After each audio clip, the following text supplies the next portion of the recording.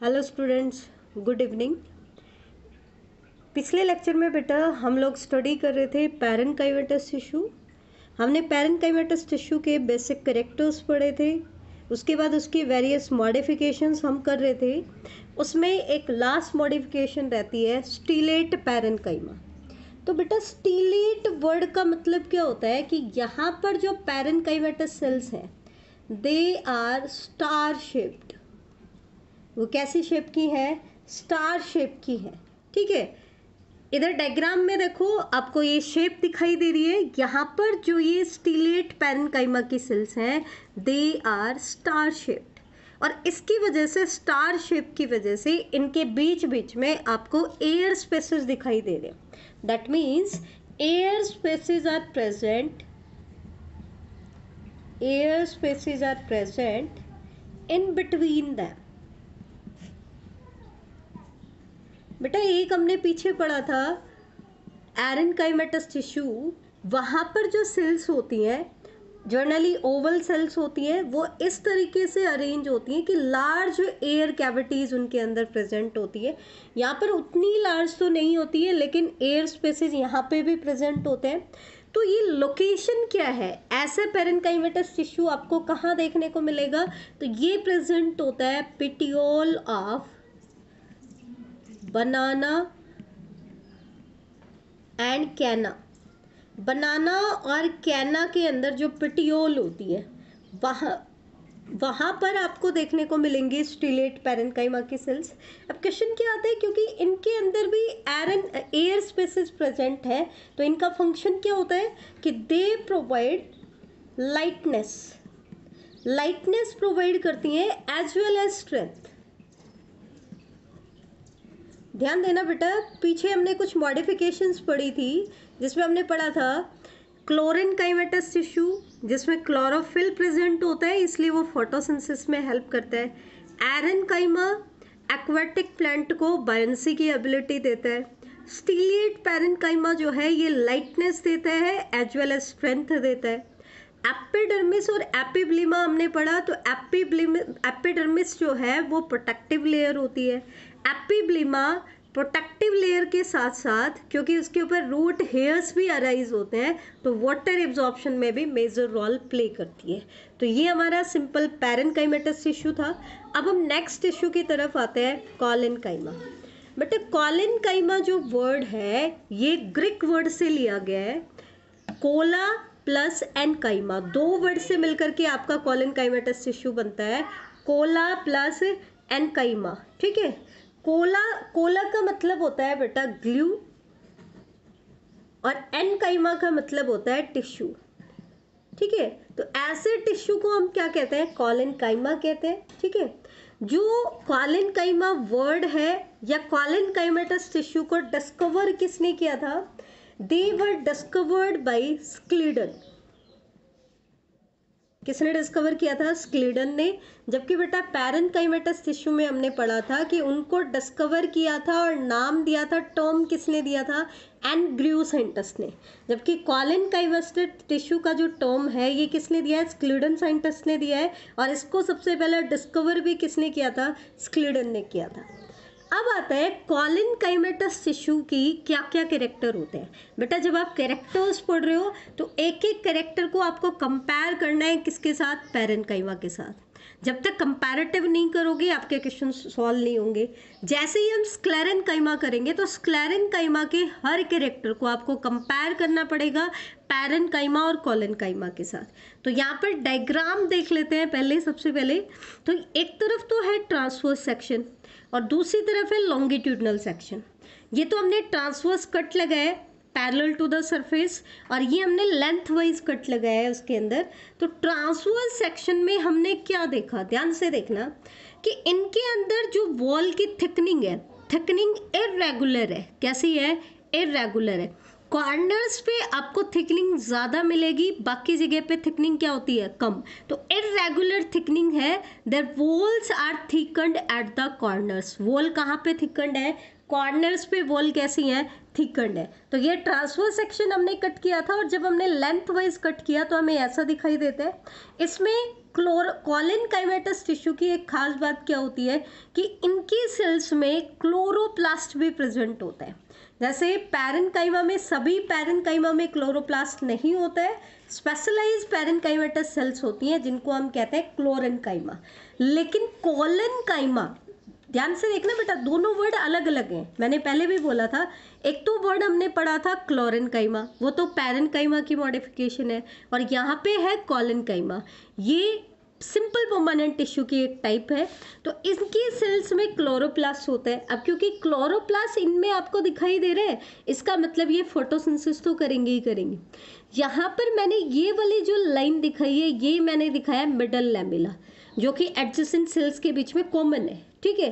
Enter cellular space small amount में present है, ठीक है। तो ये आपको चीज़ें कहाँ पे देखने को मिली, सेंट्रल वैक्यूल है, जो साइटोप्लाज्म है वो कैसे पोजीशन पे चला गया है, पेरिफेरल पोजीशन पे चला गया है, ठीक है। तो ये कुछ कॉमन कैरेक्टर है। पैरेन्काइमा की जो सेल्स है वो आपके लिविंग है, कॉलेनकाइमा की सेल्स भी कैसी हैं, लिविंग है। पैरेन्काइमा के सेल्स की वॉल में सिंपल पिट होते हैं। पिट हम किस रीजन को कहते हैं बेटा, जहाँ पे थिकनिंग नहीं होती है, अनथिकन्ड एरियाज होते हैं, तो जहाँ से वो कम्युनिकेट कर सकती हैं, तो उनके अंदर भी सिंपल पिट होता है। और यहाँ पर भी कैसा होता है, सिंपल पिट होता है। जबकि आप स्क्लेरेन्काइमा पढ़ोगे तो वहाँ पे आप पढ़ोगे बेटा बॉर्डर्ड पिट। एक बार मैं बता देती हूँ सिंपल पिट क्या होता है और बॉर्डर्ड पिट क्या होता है। देखो, सिंपल पिट में क्या होता है, जैसे मान लो ये आपकी एक सेल वॉल है, ये इतनी थिक है, ठीक है, और इसके बीच में ये एक ऐसा स्पेस है जहाँ पे थिकनिंग नहीं है, तो ये एक पिट है, पोर है। अगर ये पोर जितनी थिकनेस का बाहर से दिखाई दे रहा है, जितने डायमीटर का बाहर से दिखाई दे रहा है, उतना ही डायमीटर अगर इसका अंदर है, यूनिफॉर्म थिकनेस का है, तब तो हम इसको बोलेंगे सिंपल पिट। दूसरी कैटेगरी होती है बॉर्डर्ड पिट। बॉर्डर्ड पिट्स में क्या होता है, बाहर से जब हम देखते हैं तो हमें थिकनेस क्या दिखाई देती है, कम। देखो यहाँ पे हमें दिखाई दे रहा है कि पोर सिर्फ इतना है, अंदर जाओगे तो पोर का डायमीटर क्या हो जाता है, बढ़ जाता है। तो ये पिट कहलाते हैं बॉर्डर्ड पिट। तो सिंपल पिट तो आपको देखने को मिलेंगे पैरेन्काइमा और कॉलेनकाइमा की सेल्स में, जबकि बॉर्डर्ड पिट हमें देखने को मिलते हैं स्क्लेरेन्काइमा सेल्स में, ठीक है। तो इसकी कुछ सेल्स को कंपेयर कर ले। अब इसके एक एक कैरेक्टर को हम लेके चलते हैं। सबसे पहला पॉइंट जो हमने डिस्कस किया कि इसकी जो सेल्स होंगी वो कैसी होंगी, लिविंग होंगी। पैरेन्काइमा की सेल्स भी कैसी है, लिविंग है, ठीक है। सेकंड पॉइंट है इसकी सेल्स की शेप कैसी होती है। इसकी भी जो सेल्स होती हैं इलोंगेटेड होती हैं, क्योंकि लॉन्गिट्यूडनल सेक्शंस में हमें इलोंगेटेड सेल्स दिखाई दे रही है, लंबी लंबी सेल्स दिखाई दे रही है। लेकिन अगर हम ट्रांसवर्स सेक्शन कट करते हैं तो ट्रांसवर्स, जैसे एक चीज़ है, अगर इस चीज़ को हम ऐसे लेंथ वाइज कट करेंगे तो हमें लंबी दिखाई देगी, और ऐसे हमने कट लगा दिया तो ये सिर्फ कैसी दिखाई देगी, या तो ओवल शेप की दिखाई देगी या सर्कुलर दिखाई देगी, या तो ओवल या सर्कुलर या फिर एंगुलर शेप की दिखाई देती है। तो लॉन्गिट्यूडनल सेक्शन अगर हम लेते हैं तब तो ये इलोंगेटेड सेल्स होती हैं, लेकिन अगर हम ट्रांसवर्स सेक्शन में देखें तो मे बी ओवल, सर्कुलर और एंगुलर। अब बात करते हैं इनकी सेल वॉल की। तो जैसे कि हमने पहले भी बता दिया कि सेल वॉल जो है उसमें इर्रेगुलर थिकनिंग होती है।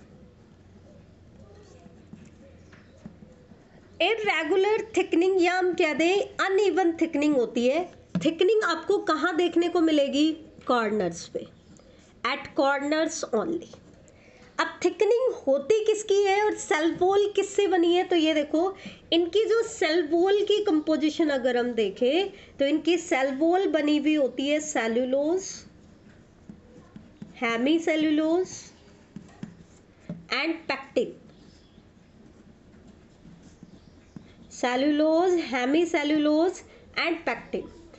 इनकी जो थिकनिंग होती है वो थिकनिंग होती है पैक्टोसेल्यूलोज की। पैक्टोसेल्यूलोज मतलब पैक्टिन और सेल्यूलोज की थिकनिंग होती है, लेकिन थिकनिंग सिर्फ कहाँ पे होगी, कॉर्नर्स पे होगी, ठीक है।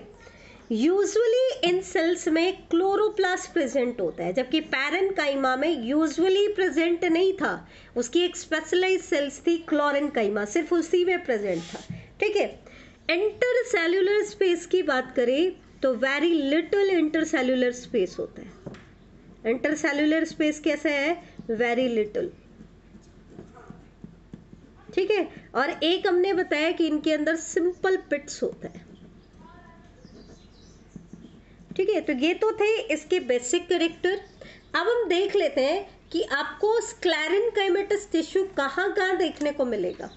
पैरेन्काइमा में तो हमने कहा था बेटा कि वो बेसिक पैकेजिंग टिश्यू होता है, मोस्ट अबेंडेंट टिश्यू था प्लांट में। एपिडर्मिस में, आपको कॉर्टेक्स में, पिथ में, पेरिसाइकिल में कौन सा टिश्यू देखने को मिल रहा था, पैरेन्काइमा। लेकिन उसके कंपैरिजन में क्लोरेनकाइमेटस टिश्यू या सॉरी कॉलिनकाइमेटस टिश्यू इतना ज़्यादा अबेंडेंट नहीं है।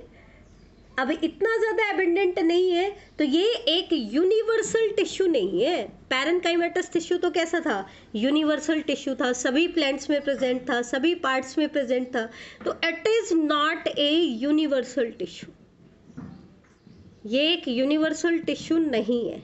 ये कुछ फिक्स जगह पे कुछ फिक्स प्लांट्स में ही मिलता है। जैसे कि अगर हम बात करें मोनोकॉट की, तो मोनोकॉट में ध्यान रखना, मोनोकॉट में कॉलिनकाइमेटस टिश्यू एब्सेंट होता है। दैट मीन्स अगर हम एंजियोस्पर्म की बात करें तो आपको सिर्फ ये किस में देखने को मिलेगा, डाइकॉट प्लांट में। अब डाइकॉट के प्लांट पार्ट में दो चीज़ें हैं, एक तो है उसका underground part that means root, और एक है उसका एरियल पार्ट। तो अगर हम रूट की बात करें तो रूट में भी कॉलिनकाइमेटस टिश्यू क्या होता है, एब्सेंट। जनरल सी बात है, रूट कहाँ रहती है, सोइल के अंदर। तो क्या इनको क्लोरोफिल की ज़रूरत है, नहीं। सिर्फ उस केसेस को हम छोड़ दें जब जिसके केस में रूट सोइल से बाहर आ जाती हैं और फोटोसिंथेसिस करना शुरू कर देते हैं। अगर उस कंडीशन को देखते हैं, वो एक एक्सेप्शन है। तो नॉर्मली रूट्स में ये टिश्यू क्या होता है, एब्सेंट होता है। अब हम बात करते हैं एरियल पार्ट की। तो एरियल पार्ट दो हैं आपके स्टेम में और लीफ में। मोनोकॉट में तो होता ही नहीं है। तो डाइकॉट स्टेम की अगर हम बात करें तो डाइकॉट स्टेम में आपको कॉलिनकाइमेटस टिश्यू कहाँ देखने को मिलेगा, ये हमें देखने को मिलेगा हाइपोडर्मिस में। एपिडर्मिस से जस्ट नीचे एक लेयर होती है हाइपोडर्मिस, ठीक है, जो कि हीट स्क्रीन का काम करती है, प्लांट के इंटरनल पार्ट को एक्सेसिव हीट से बचाती है, हीट स्क्रीन का काम करती है, ठीक है। It is located in herbaceous dicot stem but absent in monocot। हम पहले ही कह चुके हैं herbaceous dicot plants में प्रेजेंट होगी, मोनोकॉट प्लांट्स में क्या होती है, एब्सेंट होती है। और अगर हम लीव्स की बात करें तो लीफ में कहाँ कहाँ प्रेजेंट होगी, एक तो लीफ की स्टॉक में जिसको हम कहते हैं पिटियोल, क्या कहते हैं, पिटियोल। लीफ की जो स्टॉक होती है, पिटियोल होती है, उसके अंदर प्रेजेंट होगी कहाँ पे, बिलो द एपिडर्मिस। अब क्योंकि ये बिलो द एपिडर्मिस लेयर होती है इसीलिए इसको हम कहते हैं हाइपोडर्मिस। क्या कहते हैं, हाइपोडर्मिस, ठीक है, बिलो द एपिडर्मिस लेयर। इसके अलावा जो लीफ का लैमिना पार्ट होता है, जो फ्लैट पार्ट होता है, जो फोटोसिंथेटिक पार्ट होता है, अगर हम इसकी बात करें तो आपको कॉलिनकाइमेटस टिश्यू कहाँ मिलेगा, इसकी मार्जिन्स पे। कहाँ पे मिलेगा, इसकी मार्जिन्स पे, as well as over the veins. जो इसमें वेन्स होती है ना, उन वेन्स के ऊपर भी आपको मिलता है कौन सा टिश्यू, कॉलिनकाइमेटस टिश्यू। तो लीफ की ब्लेड में हमने कहाँ कहाँ बताया बेटा, लीफ की मार्जिन, और एक हमने बताया ओवर द वेन्स। तो ये इसकी लोकेशन हो जाती है। अब हम बात करते हैं इसके फंक्शन को लेकर के। तो सबसे इम्पोर्टेंट फंक्शन इसका क्या है बेटा, ध्यान देना, ये इसका मेन कैरेक्टर है कि कॉलिनकाइमेटस टिश्यू जो है ना, ये प्लांट को फ्लेक्सिबिलिटी देता है। क्या देता है, फ्लेक्सिबिलिटी। फ्लेक्सिबिलिटी मतलब आपने नोटिस भी किया होगा, तेज़ हवाएं चलती हैं तो जो प्लांट्स होते हैं उनकी लीफ, उनकी जो यंग स्टेम होती हैं वो मूवमेंट करती हैं, बेंडिंग शो करती हैं, लेकिन विदाउट ब्रेकिंग, ब्रेक नहीं होती हैं। तो ये चीज़ किसकी वजह से पॉसिबल हो पाती है, क्योंकि वो पार्ट कैसे हैं, फ्लेक्सिबल है। कुछ हद तक अगर एक लिमिटेड रेंज में हो तो जो स्ट्रॉन्ग विंड आती है उसकी वजह से जो लीफ का लैमिना होता है, क्योंकि फ्लैट होता है, वो भी ब्रेक नहीं होता है। यंग स्टेम मूवमेंट करती है लेकिन ब्रेक नहीं होती, हमको इजीली हम उनको बेंड कर पाते हैं। तो ये इसकी फ्लेक्सिबिलिटी की वजह से होता है। और ये फ्लेक्सिबिलिटी किस चीज़ की वजह से आई बेटा, due to hydrophilic nature of hydrophilic nature of pectocellulose. हमने पढ़ा था कि इनके अंदर जो सेल वॉल थिकनिंग होती है, क्योंकि वो सिर्फ कॉर्नर्स पे है, और किसकी किसकी थिकनिंग है? पैक्टोसेलुलोज की। अब पैक्टोसेलुलोज का नेचर कैसा है? Hydrophilic. Hydrophilic means hydra word किसके लिए यूज़ करते हैं? वाटर के लिए। वाटर लविंग होता है। तो इस वजह से इन पार्ट्स को, जहाँ पे ये टिश्यू होता है, उन पार्ट्स को क्या मिलती है? फ्लेक्सिबिलिटी मिलती है। ठीक है, एक तो ये है। दूसरा क्या है, क्योंकि ये जो टिश्यू होता है ये लिविंग है और मैकेनिकल टिश्यू है, तो प्लांट को मैकेनिकल स्ट्रेंथ भी देता है। सेकंड फंक्शन इसका आता है फोटोसिंथेसिस का। किसका आता है? फोटोसिंथेसिस। अब क्योंकि इसकी सेल्स में यूजुअली क्लोरोप्लास्ट होता है, तो ये क्या करता है? फोटोसिंथेसिस तो करेगा ही करेगा। So it take part in photosynthesis. Growth में भी हेल्प करता है, ये ग्रोथ कराता है और इवन एलोंगेशन ऑफ ऑर्गन्स भी कराता है। और पैरेन्काइमेटस टिश्यू की तरह ये कुछ चीज़ों की स्टोरेज भी करता है। तो इसका मेन फंक्शन तो क्या हो गया? फ्लेक्सिबिलिटी देता है। दूसरा मेन फंक्शन क्या हो जाता है? फोटोसिंथेसिस कराना। उसके अलावा ग्रोथ में भी हेल्प करता है और स्टोरेज में भी। तो ये आज का हमारा टॉपिक था। नेक्स्ट लेक्चर में हम पढ़ेंगे बेटा स्क्लेरेन्काइमेटस टिश्यू। Thank you.